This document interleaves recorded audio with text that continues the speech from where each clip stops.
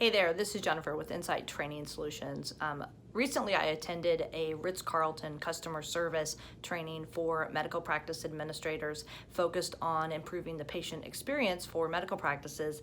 And there were a couple things that I really took out of that 8-hour seminar that really were valuable, and I'm bringing back to the folks that I work with. And if you're interested in hearing more about the Ritz Carlton customer service training, check us out at the Dr. Marketing Tips podcast, because we have an episode recently that Corey and I did that is fabulous, and you'll get all kinds of takeaways from that episode that you can actually translate to your practice. But one thing I want to bring to your attention today is something that the Ritz Carlton does, and I had a large employer that I work with at one point who also did something very similar. And basically, the Ritz Carlton takes their core beliefs and the day-to-day kind of elements that drive their customer service philosophy, and they put it onto a card.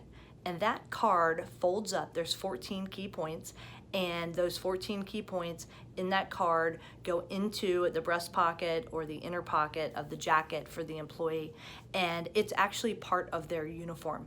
So when they do their daily kind of briefing that they do at the start of every shift at the Ritz Carlton, part of that daily briefing is to go through one of the 14 elements that kind of set the groundwork for that customer service philosophy at the Ritz. And every single day they touch on one of those elements, so that every 14 days they're actually kind of having the conversation again. So it really drives into the culture of customer service and caring.